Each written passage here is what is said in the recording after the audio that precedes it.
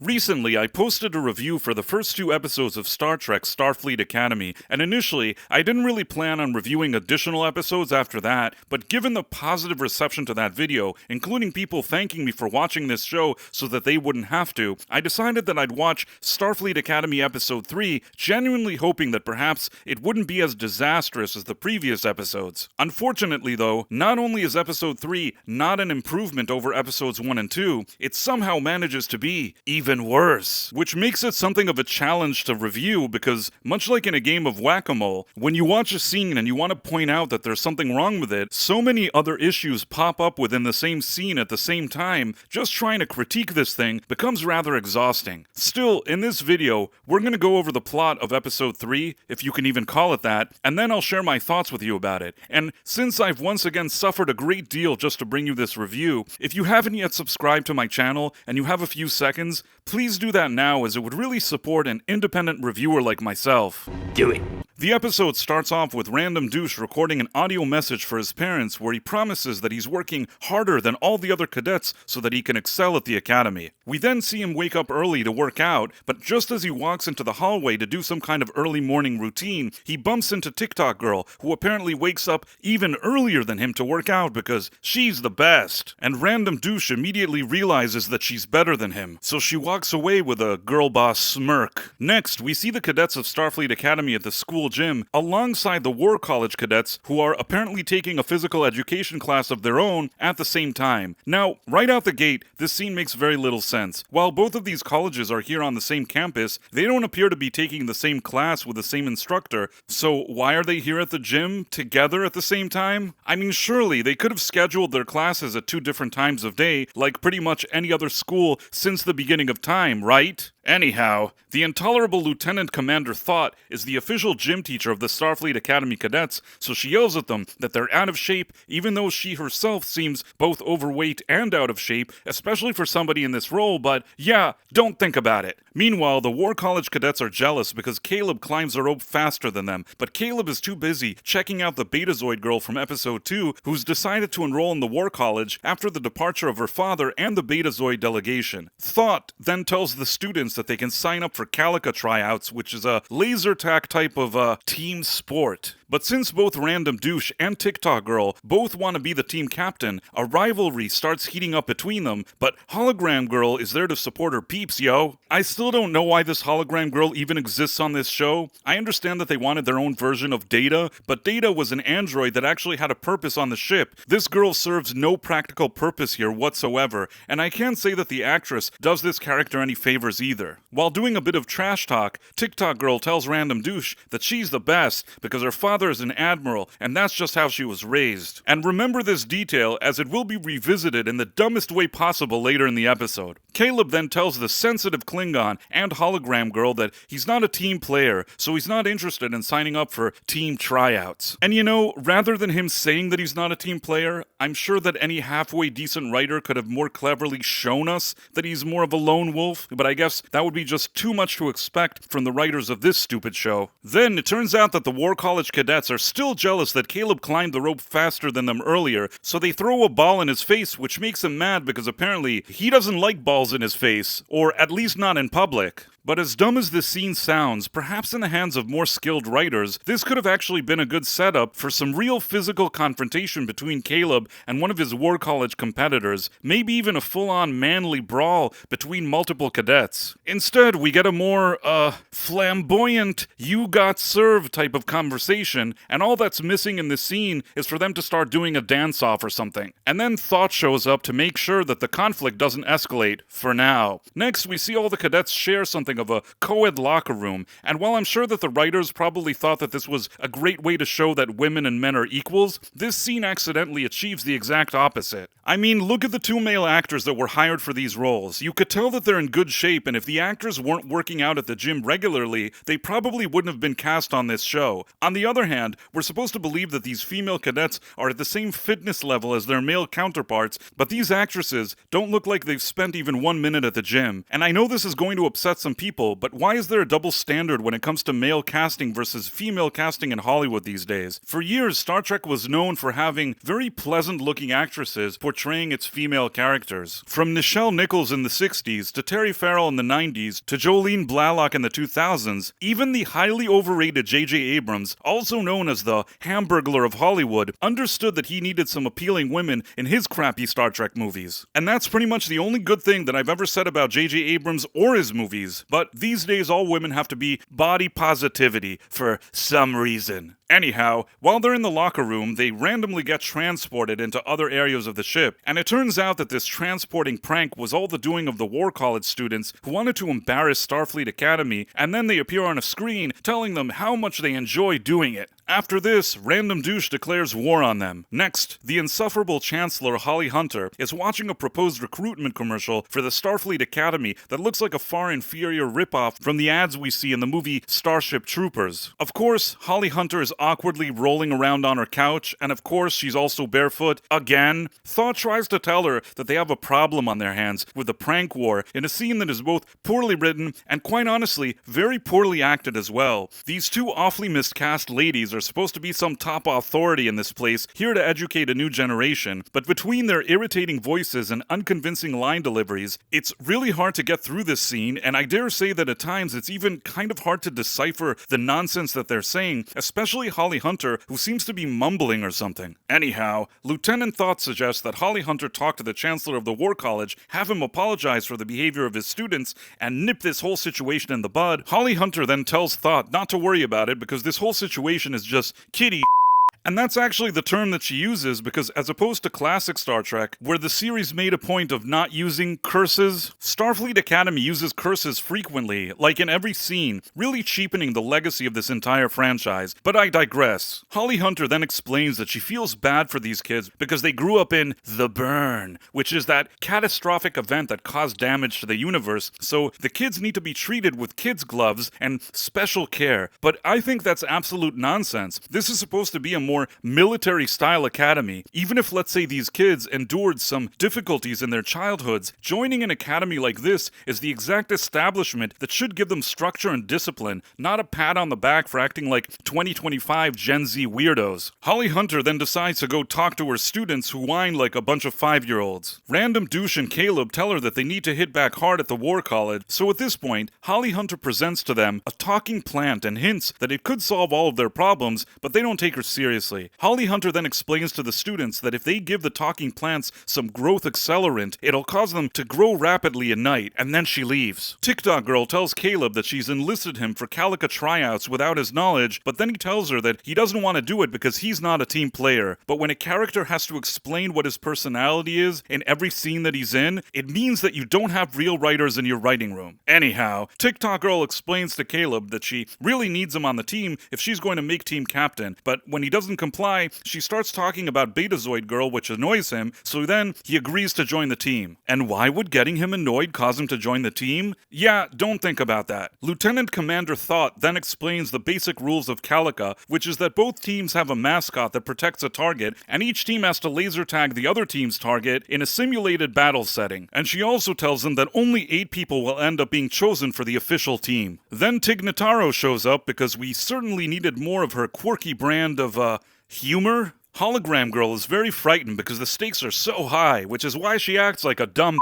The rivalry between Random Douche and TikTok Girl then escalates again. And you know what? I have to call out some of the BS here. They keep making it seem like these two are both neck and neck when it comes to their strength, speed, and agility, never taking into account that this guy is a physically fit male, whereas she weighs about 20 pounds. In reality, at least physically, there would be no competition here whatsoever, and the fact that this show is trying to pretend that they're somehow equals physically is both dumb and embarrassing. After an initial round of tryouts, Thought introduces a Calica phaser gun that temporarily transports you out of the game if you're hit. And as we see Caleb doing well in tryouts, Tig Notaro shows up and says out loud, "Look, Lone Wolf is here to play." And it's like, we get it. He's not a team player. He's a lone wolf. We Get it. You don't have to say it every second. Anyhow, Caleb gets disqualified, and it turns out that the hologram girl can't actually be shot with a phaser, so she's pretty much invincible here. But if she's a hologram and she can't be eliminated from the game, how is she even allowed to participate? We'll get back to that later. Caleb, who's now out of the game, sees Betazoid Girl in the gym playing basketball. Isn't it kind of strange that 1,000 years in the future, they're all playing basketball as if they're in a 2025 high school? Like, if Alex Kurtzman wanted to make a Beverly Hills 90210 type of show, why didn't he just make that show and leave Star Trek alone? Anyhow, Caleb then tells the sensitive Klingon to distract the War College kids while he tries to talk to Betazoid Girl, so the sensitive Klingon tries to tell them jokes in a scene that is absolute cringe. How did we get from the point where Klingons were considered these serious warriors full of bravado to this soft and moist comic relief Klingon we see here? And judging by the way this blonde guy responds to him, I honestly wouldn't be surprised if it turns out in a future episode that they're both fond of dudes and fond of each other, if you know what I mean. Then, in a telenovela type of scene that's both poorly written and poorly acted, Caleb accuses Beta's girl of choosing the War College to avoid being with him at Starfleet because she has feelings for him. But when she gets mildly annoyed at him, Caleb immediately starts apologizing to her and groveling because he has no backbone and doesn't act like a man. Then Betazoid Girl's top secret inhibitor goes off to help her control her emotions because she's just too powerful. Again! Then she proves to Caleb that she's better at basketball than him and walks away. Next, we see that all the main characters that we know have been conveniently selected to be on the Calica team, aside from the sensitive Klingon because he's obviously a big But there's one problem. Since both Random Douche and TikTok Girl are tied at the top, they have to battle each other in a shootout to decide who will be the captain. And just as it looks like they're headed for a tie, Random Douche does a little bit of trash talking about TikTok Girl's Admiral father, which throws her off her game, making him the winner and the new captain. But TikTok Girl is very upset that Random Douche would resort to trash talking in order to win a game, which is absolute nonsense. If this lady can't think straight during a sports competition when somebody cracks a joke about her father, and not even really an offensive one, then she 100% is not fit to be the captain of this team, or any other team for that matter, under any circumstance. Then, in another prank, the War College students project a parody commercial for people to join Starfleet Academy, showing unflattering footage of the Starfleet students doing silly things during their Calica tryouts. Random Douche gets very upset about this, but Caleb manages to calm him down. Holly Hunter then has a meeting with the War College Chancellor to discuss the conflict between their cadets, and notices that his school has a security system that scans his eyeball. I wonder if that bit of information will become relevant later in the episode. Anyhow, the War School Chancellor prepares tea for both of them because apparently he's obsessed with tea or something, and of course, Holly Hunter is in her pajamas, rolling around barefoot on his couch again. Holly Hunter then tells the War College Chancellor that the only way that his cadets could have obtained the Calica tryouts footage to create a satirical video about Starfleet Academy is if he had given them access to top secret files, making him an accomplice to the prank. She once again brings up how soft and fragile these kids are and how they should be treated with empathy and patience, but he feels differently, thinking that a little dose of reality has a better chance of toughening them up. And while he's clearly being presented as the villain here, for some reason, based on the behavior we've seen from the Starfleet cadets until now, perhaps facing a bit of adversity could be the type of wake-up call that these mentally challenged kids would require. But Holly Hunter disagrees, so she storms out and leaves. Random Douche is then annoyed that the other Starfleet cadets aren't fired up about getting even with the War Cadets, and while he somehow manages to get most of them on board, TikTok Girl is still upset because of the trash talk he used earlier. Like, seriously, get over it. The students of both colleges decide to have some kind of unofficial Calica game, but since they don't have access to the official Calica room, they do it in some type of hallway instead. And even though her fifis are still hurt from the trash talking, TikTok Girl decides to join them for this battle after all, and Random Douche takes the lead as captain. And while I know that this scene was probably intended to be suspenseful and high stakes, but between the super cheesy upbeat music, the annoying camera angles, and Hologram Girl rolling around on the floor for no reason, this entire lengthy sequence ends up falling flat. But I'll save you some time and just give you the main highlight here. The team is doing poorly because Random Douche is a poor captain, but when he becomes temporarily sidelined after committing a foul, TikTok Girl takes leadership over the group instead, and once she's in charge, they start kicking ass and taking names because she's the best. The thing is, TikTok Girl's entire strategy involves Hologram Girl being invincible because she can't be eliminated. The War Cadets then say that this is cheating because Hologram Girl isn't a real person, which I agree with, but since the Calica playbook apparently doesn't specifically mention that you can't use a hologram, we're told that this is all above board. But I call BS on that too. I'm sure the playbook also doesn't specifically mention that you can't bring a grizzly bear to the game, but that doesn't mean that you can bring one. At this point, Random Douche gets upset because he realizes the TikTok girl is a much better captain than he could ever be, so he leaves. And even though the Starfleet cadets are now gaining momentum in the game, Lieutenant Commander Thought and Tig Notaro catch them playing, terminate the unsanctioned game, and then send both groups to their respective chancellors for a talking to. So the Starfleet cadets go talk with Holly Hunter, again, and she's rolling around barefoot in her pajamas, again! On the surface, Holly Hunter has a strange meltdown and tells the cadets to leave,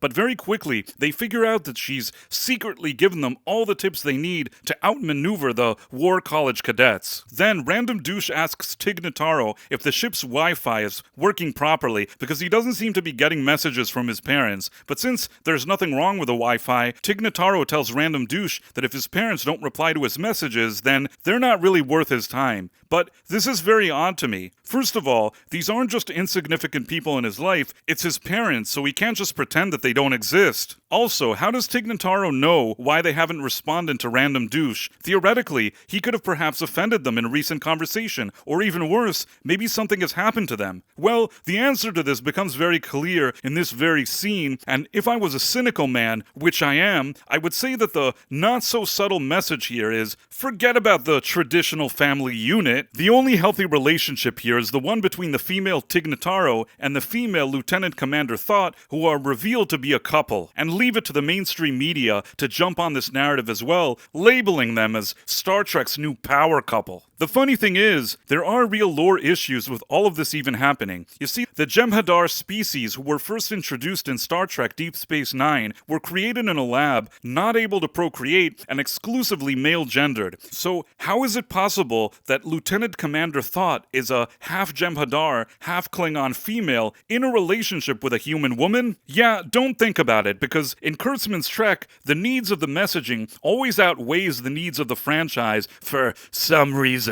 Anyhow, after learning about Tig Notaro's relationship with Thought, Random Douche decides that he wants to join the crew after all, and in a private conversation with TikTok Girl, which everybody else can hear, he apologizes to her for using trash talk while playing sports, and then explains that even though he comes from privilege, his parents have always been very strict with him, expecting nothing but excellence from him, which causes him to be the douche that he is. But now Random Douche is willing to change, and accept that TikTok Girl is the best team captain that ever lived, which is why she needs to lead and he needs to follow. And that's really the point of this whole episode. Men weak, women strong. And if you thought that this type of messaging ends here, then hold on to your seats, because this episode is just getting started. In a cringeworthy Ocean's 11 type of prank, the Starfleet gang then use a replicated mascot suit worn by Caleb and a clone of the War College Chancellor's eyeball to break into the War College dorm, put talking plants in their rooms, and then use growth accelerator on them so that they grow overnight. Before he leaves, though, Caleb is confronted by Betazoid Girl, and they talk about her feelings again, which is weird because Caleb is in a rush to not get caught, yet he stands there for 5 hours talking with her as if they're having a candlelit dinner. Betazoid Girl says that her decision to join the War College and not Starfleet Academy was only because the War College could give her the discipline she needs to restrain her emotions because she's too darn powerful. Again. She also tells Caleb that she senses that he cares about his colleagues even though he pretends to be a lone wolf. And again, this is obviously very, very poor writing aimed at people with very low IQ. And if you yourself haven't yet lost enough brain cells just listening to this review, we're now heading into the grand finale. After Caleb admits he's both a loser and a Betazoid Girl finally kisses him while also sounding the alarm, but he manages to get away in time. The next morning, all the War Cadets wake up to find talking plants in their room that have grown rapidly, and now they're attacking students who want to destroy the plants. But then the War College Chancellor explains to the students that since the plants are endangered or something, they can't upset them. At this point, Holly Hunter shows up to gloat, and the War College Chancellor tells her, in front of all of his students, that he yields to her because she's the best. And in case you're thinking to yourself that I'm just paraphrasing here, he actually does tell her that he yields. I yield. And that she's the best. They learn from the best. Because that's what Star Trek has been reduced to under Alex Kurtzman. A bunch of men bowing down to women and constantly apologizing just for existing. And you know what? This is absolute Star Trek was once a groundbreaking, thought-provoking, sophisticated sci-fi program featuring competent men and women that inspired people all over the world. And what exactly does Alex Kurtzman's Star Trek achieve, aside from alienating almost every single longtime fan of this franchise? Nothing, and that's why nobody even watches it. Well, nobody aside from me, and even that is taking a toll on me, but if you enjoy this review and the work that I've put into it, please consider liking and subscribing, as it would really mean a lot to me. Thanks for watching, my friends. Thank you, and good day. I'm such an awesome guy.